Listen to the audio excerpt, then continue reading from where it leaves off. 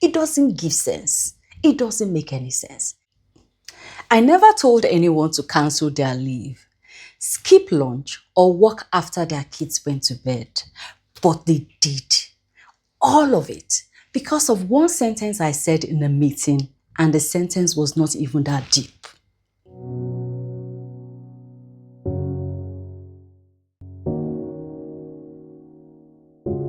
Early on in my career, leading teams of engineers, we were coming up to the end of a delivery cycle. A merge request was stuck due to system issues. Testing was delayed, and one thing goes wrong, then another. You know how it is. We had just 2 days left, and I was worried about delivery.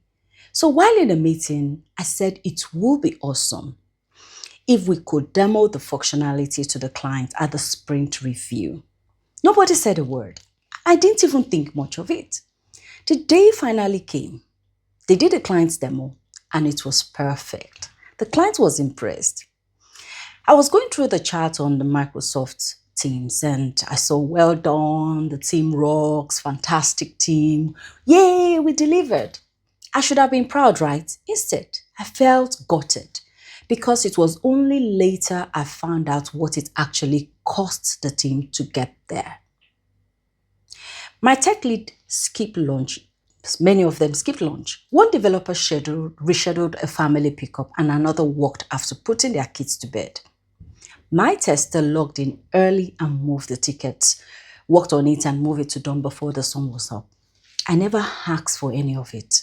But that's not what they heard. What they heard was, Tutu needs, we need this done for the sprint review. I just couldn't shake it. They have given up their time, their work-life balance, their mental health, their rest, their family plans over a casual wish I didn't even realize was landing as an instruction. A question kept turning over and over in my mind, so I took it to my coach. How do I make sure I don't turn this into a heroic culture, a culture that quietly enslaves the people in it? And when I look back at my own life, I saw the pattern everywhere, not just at work. Even my kids, God bless them, who wanted to demonstrate their maturity, made sacrifices to do things for me. Moments where people had sacrificed more than I asked for, and I just accepted it as, or even call it a act of kindness. I didn't give much thought to whether my response matched what it actually cost them. Now, this pattern didn't just stop at my desk. You know that feeling when you are the one sacrificing and you're just smiling through it like it's fine. It is not fine. I've been on the receiving end of it too many times to count, and so have many of you. Then I found a version of this in an old story about King David. David, probably feeling homesick, said out loud to his soldiers, not another, it was a longing. Oh, that someone would get me water from the well near the gate of Bethlehem. 3 of his men heard it. They break through the enemy's line to get it for him. And you know what David did? He refuses to drink it. He refused to drink, not because he didn't appreciate it, because he appreciates it too much. In that moment, he has to face the real cost of his own wish. And that's exactly where I found myself. I wanted the merge done, which was a legitimate concern, right? But a legitimate business need doesn't automatically justify somebody else's personal sacrifice. And here is what I learned. Here is what David's response taught me. It taught me 3 things. Number 1, discernment. Before I celebrate an outcome, I ask about the cost of producing it. I check the history. In my one-to-ones now, I actively ask people what shifted, what cancelled, what got postponed to get this done. That turned invisible sacrifice into visible data. My equivalent of David pouring the water out before the Lord is refusing to let their sacrifice quietly become the evidence that our current pace is sustainable. You will find out what actually happened and you say it plainly. This result cost more than I intended anyone to give. I appreciate what you've done. But we don't want heroic overwork to become our delivery model. That might mean protecting the team from the expectation that they can repeat it and explicitly telling the senior stakeholders that this success was an anomaly, not a baseline. I learned that the greater my influence, the more careful I have to steward my words. The second one, calibrating my words. Let's talk about how it affects psychological safety. Now, psychological safety isn't just safety to speak up, it is safety from implied instruction. So now I ask and I ensure I gain consensus. Like I say, I have an idea. What do you guys think? This is something I would like us to explore. Any thoughts? This looks like a priority. How should we go about it? And I ask people to reflect back what they heard me say. Because my position can put an exclamation mark on a sentence I never actually spoke. Imagine this, a junior colleague saying, "It will be nice to have this tomorrow," is very different from a director saying the exact same words, same vocabulary, but different organizational weights. The gap is real. And David seems to recognize after the fact that his longing has traveled far than he intended. Now, true leadership isn't measured by what your people are willing to sacrifice for you. It is measured by what you are willing to refuse for them to protect their sustainability.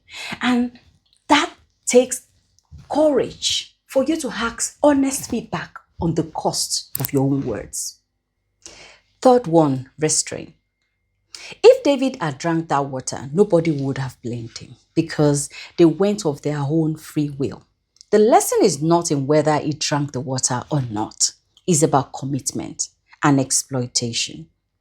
The most committed people are so often the most exploited because leaders learn.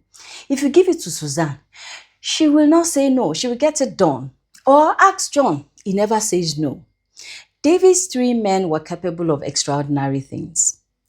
But David refused to treat their extraordinary commitment as an entitlement to himself as their leader. Neither did he reward the behavior with a ceremony like some leaders you know, and I know, but we won't call them out today. Ladies and gentlemen, it's my pleasure to invite you to this excellent occasion in honor of our three managers and colleagues that has gone far above and beyond.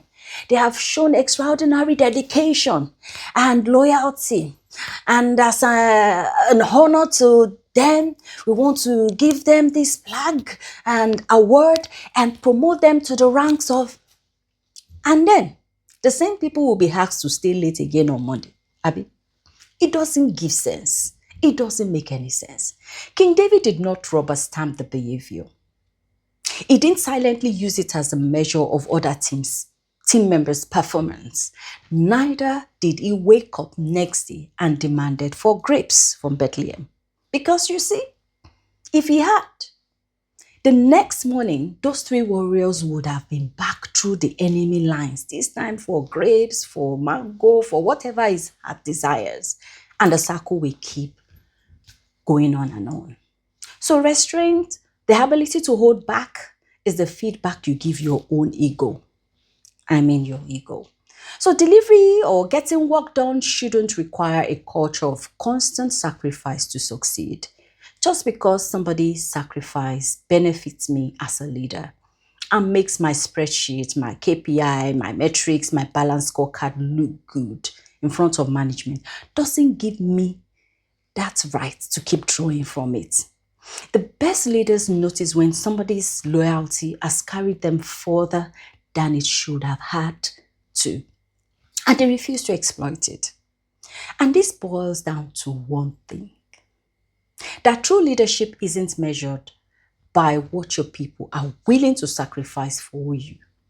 It is measured by what you're willing to refuse for them in order to create sustainable pace. I didn't ask anyone to cancel their leave. But then again, someone on my team, you know, has already booked some days off and they offered to cancel them for a piece of work we needed. And this time I said no. I told him no. His time off matters too. If he chooses to move it, we'll be grateful. But it was entirely his call. I gave him a way out. I know I'm still learning to catch these moments before they become a pattern.